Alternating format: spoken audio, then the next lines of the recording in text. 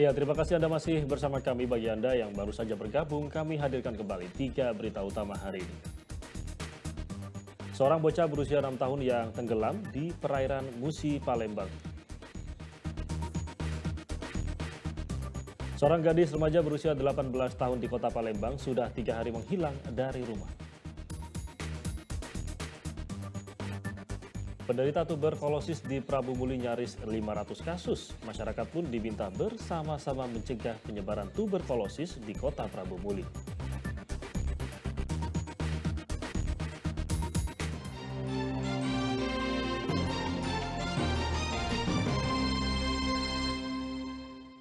Ya, sempat mandek dan tidak ada kejelasan selama 3 tahun kasus dugaan penggelapan uang koperasi di Desa Gading Raja, Kabupaten Ogan, Komering Ilir kembali diusut.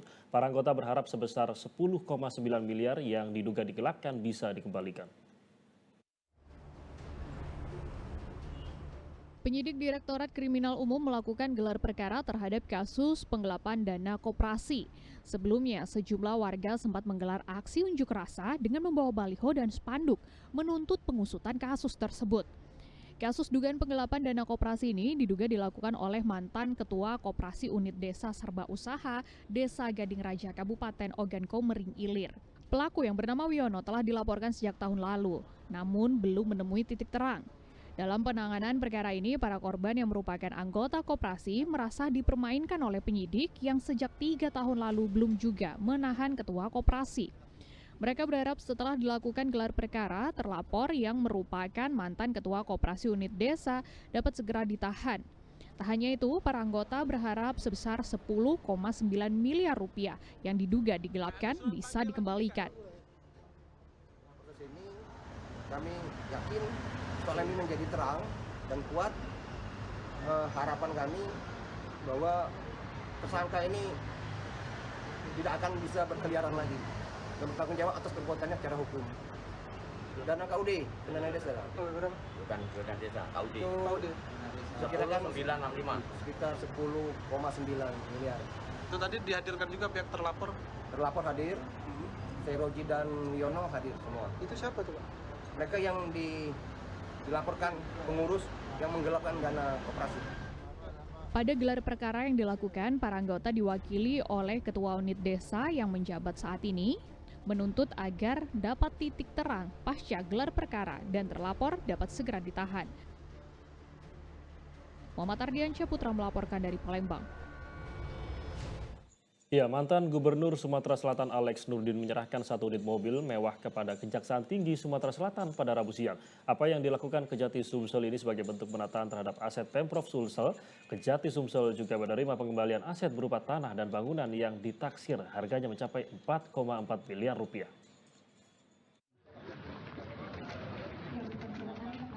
Kejaksaan Tinggi Sumatera Selatan menerima serahan 1 unit mobil mewah dari mantan Gubernur Sumatera Selatan Alex Nurdin pada Rabu siang lalu. Mobil tersebut merupakan aset milik Pemprov Sumatera Selatan yang masih berada di tangan Alex Nurdin. Mobil senilai 1,2 miliar itu diserahkan secara sukarela setelah dilakukan pendekatan preventif dan humanis terhadap yang bersangkutan. Kejaksaan Tinggi Sumatera Selatan sendiri mendapatkan kuasa khusus dari Pemprov Sumatera Selatan untuk melakukan penataan aset-aset milik provinsi. Aset-aset yang disita akan dikembalikan kepada Pemprov Sumatera Selatan dengan harapan aset-aset tersebut dapat dimanfaatkan Pemprov khususnya dalam meningkatkan pelayanan kepada masyarakat. Kan Pemprov baru tahun 2023 akhir ya, dan itu memberikan surat kuasa khusus kepada Kejaksaan Tinggi Sumatera Selatan untuk melakukan penataan aset-aset pemerintah provinsi. Nah, salah satu yang ditelusuri adalah aset mobil ini, kan? Oke? Nah, jadi insya Allah akhir Desember itu dikasihkan surat kuasa khususnya, sehingga kita telusuri ini aset-aset nanti. Selain menerima serahan mobil dari mantan Gubernur Sumatera Selatan Alex Nurdin, Kejati Sumatera Selatan juga menerima pengembalian aset berupa tanah dan bangunan yang berada di kawasan Jalan Seduduk Putih yang ditaksir harganya mencapai 4,4 miliar rupiah. Lili Ruansyah melaporkan dari Kota Palembang.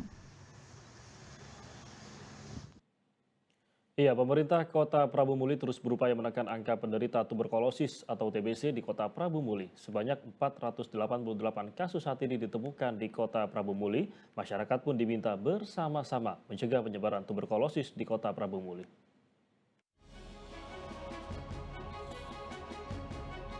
Kasus penderita tuberkulosis atau TBC di Kota Prabu Muli terbilang cukup tinggi. Berdasarkan data jumlah penderita TBC di Kota Prabu Muli tahun 2024 sebanyak 488. Penyakit TBC rata-rata terjadi pada orang dengan usia produktif dan anak-anak. Untuk menekan kasus ini, Pemkot Prabu Muli gencar melakukan screening terhadap pasien TBC. Screening tersebut merupakan bagian dari program pemerintah pusat untuk mewujudkan eliminasi TBC agar bisa tercapai pada 2030 dengan target penurunan 65 dari setiap 1.000 kasus. Berapa kasus Bu sekarang sejauh ini? Kalau sekarang kita sudah temukan sekitar 400-an kasus. 400 Karena kasus. target kita tuh 1.000 sekian kasus. Target itu harus temukan 1.000 sekian kasus, tapi ratusan. Oke, berarti ada penurunan memang Ada ya? penurunan. Target kita di tahun 2030 itu kan eliminasi TB nasional. Nasional. Nah, target itu di 2030 itu bukannya zero kasus loh kalau untuk TB, karena memang nggak mungkin zero kayak gitu. Nah ya, di kawan-kawan terus di lapangan kan kayak gitu. Jadi mungkin membantu mengubah persepsi bahwa TB itu bukan air. Bukan, ya. Pemerintah Kota Prabu Muli berharap peran serta masyarakat dalam menekan angka penderita TBC di Kota Prabu Muli. Sebab hingga saat ini masih banyak penderita yang enggan untuk menjalani perawatan karena adanya stigma dan rasa malu untuk berobat. Dedi Ruansyah melaporkan dari Prabu Muli.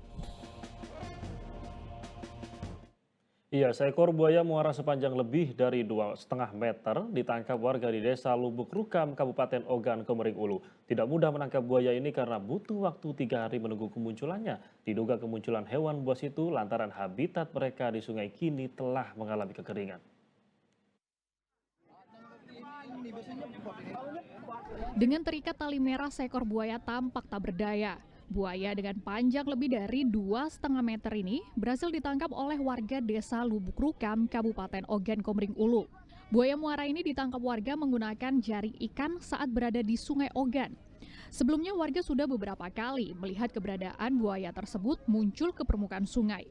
Khawatir dapat mengancam keselamatan warga sekitar, warga pun berinisiatif untuk menangkapnya. Tidak mudah menangkap buaya ini karena butuh waktu 3 hari menunggu kemunculannya. Sudah kami incar 3 hari. Sudah kami cari 3 hari buaya tersebut ini di Sungai Ogan ini. Ternyata alhamdulillah saya selaku kepemerintahan desa, saya sendiri mimpin untuk penangkapan buaya tersebut dengan menggunakan waring atau jala dengan warga tersebut, dengan perangkat-perangkat desa saya sendiri. Ini buaya muara di mana buaya ini salah satu buaya yang dilindungi oleh undang-undang. Buaya akan kita relokasi menuju ke Palembang, itu di PRS.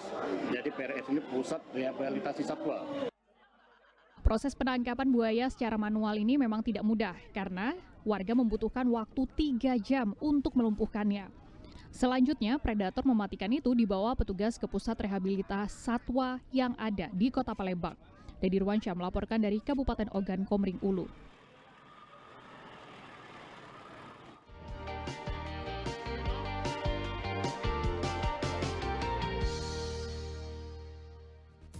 Ya, dan laporan tersebut mengakhiri berita Palembang hari ini. Saya Rama Ditya Domas. Berterima kasih atas perhatian dan kebersamaan Anda. Selamat beraktivitas dan sampai jumpa.